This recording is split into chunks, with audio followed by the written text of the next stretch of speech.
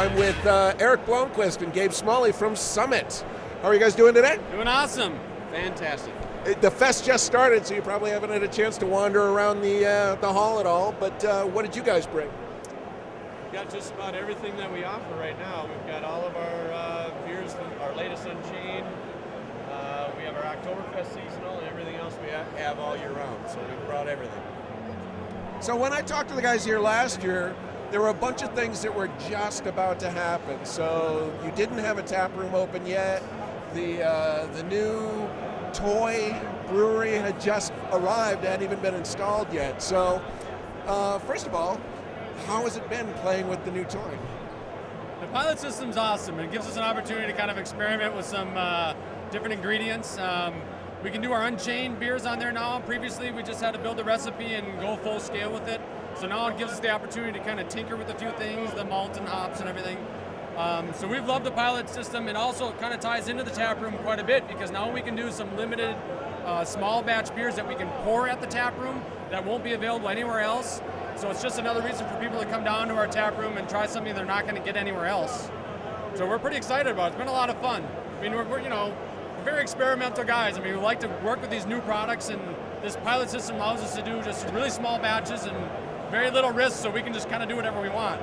So Summit over the years has not been known as an experimental brewery. So what do you think this will do for Summit's profile?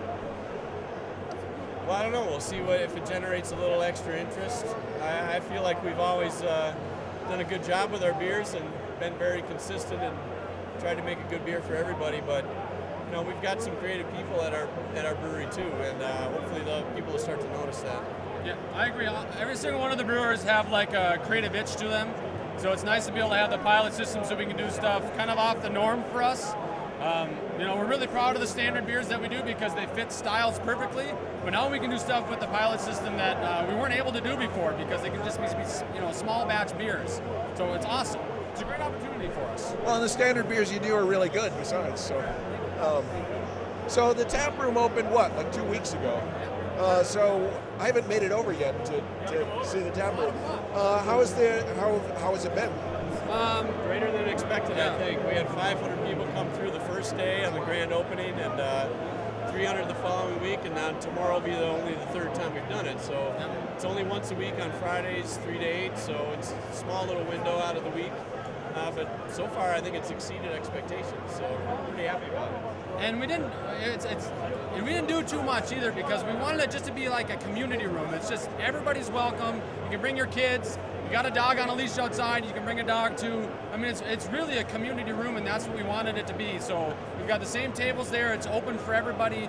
There's no TVs because that's not what a public space should be. It should be an opportunity for people to sit down and have a beer together and talk to your neighbor and maybe play a game of Jenga because we got that too. So, well, the room where your tap room is kind of like an old German beer hall.